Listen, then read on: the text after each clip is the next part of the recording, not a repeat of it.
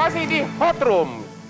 Tadi Pak, sebelum saya ke Pak Immanuel Ebenezer, pendukung JP Mania, tadi Pak Cipta Lesmana mengatakan dia sangat pesimis, ya, Puan bisa lolos jadi presiden karena gaya komunikasi politiknya sangat tidak memadai.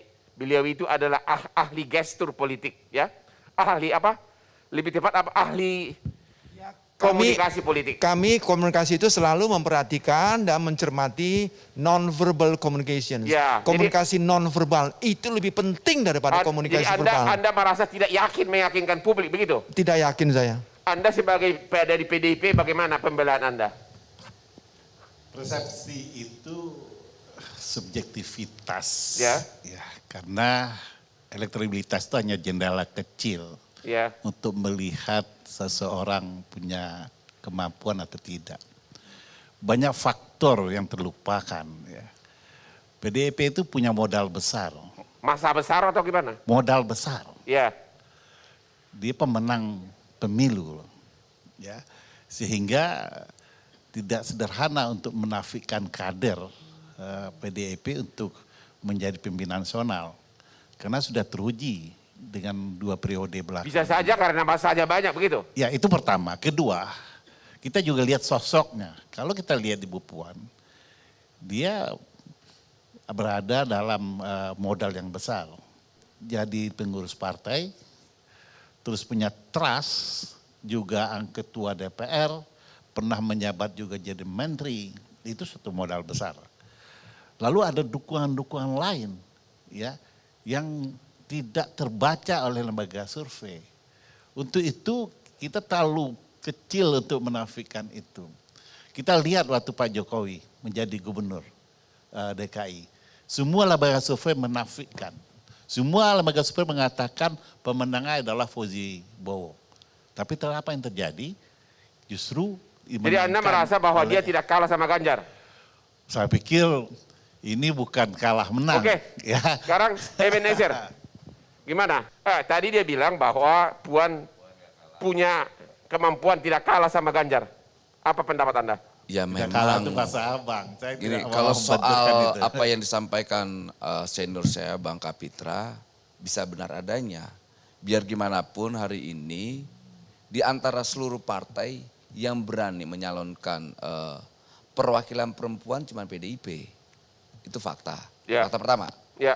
Kedua, walaupun kita lihat dengan modal sebagai pejabat negara dan ketua DPR RI dengan memasang baliho di mana-mana, ternyata juga tidak menopang elektabilitasnya. Artinya? Artinya, ya kan rakyat punya kehendak tersendiri. Itu kehendak, karena saya bukan ketua lembaga survei, saya nggak tahu seperti apa ininya, tapi faktanya hari ini ada kehendak rakyat yang kita lihat sampai detik ini. Yang bisa kita percaya beberapa lembaga survei yang punya kredibilitas bahwa Mas Ganjar trennya naik. Ya artinya 2024 Mas Ganjar adalah presiden. Dengan fenomena hari ini kita lihat bahwa beberapa partai coba nebeng popularitas. Ya. Kita lihat Golkar, kemudian Nasdem, kemudian kemarin PKS. Antara menumpang dan menunggangi kan tipis jaraknya nih. Karena kita lihat ada beberapa partai tidak punya kepedean untuk menyalonkan kader atau ketua umum partainya. Hari ini kita lihat Ganjar ini calon yang tidak bisa dibendung lagi. Karena ini memang sudah kehendak rakyat. Kita lihat bisa kita cek aja ke beberapa anak-anak muda atau kelompok milenial. Mereka lebih memilih Ganjar, anak muda, wise, kemudian beruban, ganteng daripada orang tua yang... Jadi tolong jawab tadi pernyataan dari Pak Cipta Lesmana. Jadi memang gaya komunikasi sosial Puan sama Pak Ganjar berbeda, lebih hebat Ganjar atau Puan? Soal komunikasi kita lihat Mas Ganjar ini kan sangat... Tolong jawab. Mas Ganjar yang mana? pasti. Kalau soal kehebatan Mas Ganjar. Ya udah, karena dia jawabannya. menguasai media sosial, Ya. mampu beradaptasi dengan kelompok milenial. Ini kan beda. Jangan mentang-mentang kita anak ketua partai kemudian Udah, saya kira bisa menguasai. Anda sudah menjawab. Sekarang ke Pak itu. Eko. Ke Pak Eko dari segi kepegiat media sosial. Apakah kegiatan dari Pak Ganjar dalam hal media sosial itu adalah suatu kelebihan beliau atau tidak? Oh, Apakah iya. itu hanya pansus atau bagaimana, termasuk lirik-melirik ini? Kalau dilihat dari pengalaman kita selama ini kita perhatikan, salah satu gubernur yang memanfaatkan media sosial untuk pekerjaannya, untuk berkomunikasi langsung dengan rakyatnya itu Pak Ganjar. Dia memanfaatkan misalnya ada masyarakat Jawa Tengah yang ngadu cuma mention di Twitter dan kemudian langsung ditindaklanjuti. Itu efektif. Pansus atau memang benar-benar legitimate job, pekerjaan benaran? Itu bagaimana cara seorang gubernur berkomunikasi langsung dengan rakyat menggunakan medium Bukan teknologi. untuk cari nama, bukan? Ya semua kan gini, nama itu kan adalah hasil dari kerja. Ya. Kalau kerjanya bagus, namanya pasti bagus. Oke. Ya kan gitu. Sekarang kerjanya efektif karena semua masyarakat bisa mengadukan masalahnya lewat media sosial. Seorang Ganjar Pranowo dan kemudian dapat respon dan langsung masalahnya bisa diselesaikan oleh pejabat yang bersangkutan. Jadi itu sangat efektif. Nah, masyarakat media sosial melihat itu sebagai gaya baru kepemimpinan. Ini oke. Dan akhirnya mendapat respon positif. Sehingga media sosial kemudian punya kecintaan sendiri. Jadi Pak Ganjar ini jadi media sosial darling gitu loh. Karena memang trennya seperti itu. Kayak gitu. Terus lirik-melirik ini, lirik-melirik calon capres ini, apakah ini hanya untuk pansus atau serius? Dua-duanya. Dua-duanya? Karena kan ujung-ujungnya yang menentukan adalah suara publik. Ya. Kebetulan hasil surveinya salah satunya Mas Toto ini kan tren elektabilitas beliau naik terus. Ya. Sehingga yang lainnya kan juga kepingin ikutan naik, ikutan terkerek. Makanya soal lirik-melirik ini jadi tren. Sehingga mungkin saja orang-orang yang melirik ini kan juga akan jadi perhatian media. Kenapa? Karena yang dilirik memang sudah menjadi media darling gitu. Kok pertanyaannya begini, naiknya elektabilitas itu di Jawa Tengah atau di daerah mana? Karena rasanya tidak mungkin masyarakat Sumatera Utara atau masyarakat Padang memperhatikan kegiatan Ganjar di Jawa Tengah. Nah itu dia, itulah manfaatnya media sosial. Ya. Kalaupun Ganjar Pranowo seorang gubernur Jawa Tengah, Ya. ketika dia memanfaatkan media sosial secara efektif, yang tahu itu masyarakat di luar Jawa Tengah juga tahu. Maksud saya survei itu mencakup wilayah seluruh Indonesia. Mungkin Pak Junarto kali Ini bisa menjawab. bidangnya Pak Yunarto maksud saya itu. gini, kegiatan Pak Ganjar itu kan waktu dia bermain medsos kan di Jawa Tengah.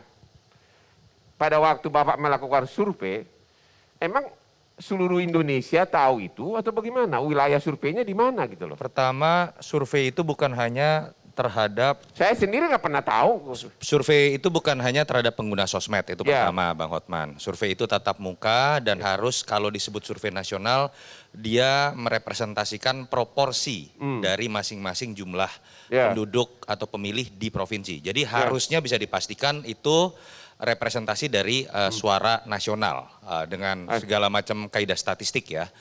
Jadi memang itu bukan Jawa Tengah. Kalau ada survei Jawa Tengah ya mungkin akan beda lagi. Suara Pak Ganjar mungkin bisa lebih tinggi. Misalnya kalau kita cross tabulasi suara pemilih Jawa Tengah saja terhadap Ganjar Pranowo itu 77-80% kalau saya nggak salah. Jadi ini representasi suara nasional.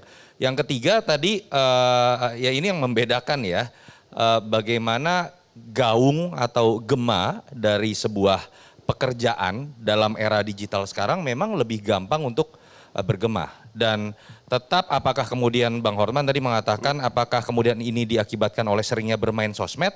Saya pikir hampir semua yang disebut sebagai capres itu main sosmed. Tapi pertanyaan kritisnya adalah berapa persen dari orang yang percaya dia bermain sendiri atau hanya pakai admin? Berapa persen dari publik yang percaya bahwa apa yang dilakukan dalam kerja nyata sesuai dengan apa yang dicitrakan di sosmed. Pada akhirnya netizen juga tidak bodoh. Pada akhirnya sebuah proses branding kalau kopong dia tidak akan menghasilkan apapun. Suka atau tidak yang kita lihat masuk dalam 5 besar survei sekarang adalah orang-orang yang memang punya pekerjaan di level eksekutif. Sebut dari Prabowo, sebut dari Ganjar Pranowo, sebut ada Sandiaga Uno, ada Ridwan Kamil. Kenapa? Pekerjaan eksekutif ini megang anggaran. lebih clear. Dan kenapa kepala daerah trennya lebih baik dibandingkan menteri? Karena menteri ini sektoral, hanya bisa bicara sektornya. Kepala daerah bisa berbicara apapun dan dia lebih diuntungkan ada dalam pertanyaan. situasi Kalau Bapak pandemi. kan ahli survei, yang Anda tahu misalnya di Amerika, Ya. apakah calon-calon presiden waktu dia dilakukan survei selalu elektabilitasnya tinggi sebelum pemilu, memang terbukti menang pada waktu pemilu? Anomali yang pernah terjadi di Indonesia dan di Amerika Serikat deh kalau Bang Hotman tanya ya. Pertama ketika Hillary Clinton tahun 2016 dengan Trump. Ketika lebih banyak lembaga survei yang prediksi Clinton menang tipis Hillary. Tapi akhirnya Trump yang menang tipis. Tapi secara kaidah statistik sebenarnya ini masih dalam margin of error. Tetapi harus diakui kalau di Indonesia kesalahan itu hanya terjadi di DKI. Kita harus akui itu di 2012 dan di 2017. Dan kenapa ada penjelasannya juga. Kita ada asosiasi lembaga survei yang memang mengatakan bahwa proses pengambilan sampel di DKI itu banyak yang harus berganti. Masuk ke kompleks itu diusir. Enumerator. Masuk apartemen itu tidak bisa. Rumah mewah boro-boro menyediakan tempat buat surveyor masuk. Sehingga ketika respon rate rendah istilahnya terjadi pergantian responden itu kemudian potensi terjadi kesalahan besar. Tapi dari ribuan survei yang pernah dilakukan di Indonesia termasuk quick count sejarah publik pernah melihat ketika terjadi kebohongan akan dengan sendirinya lembaga survei itu akan hilang dengan sendirinya kok. Oke. Secara elektabilitas Ganjar selalu tertinggi. Secara medsos juga dia meluas.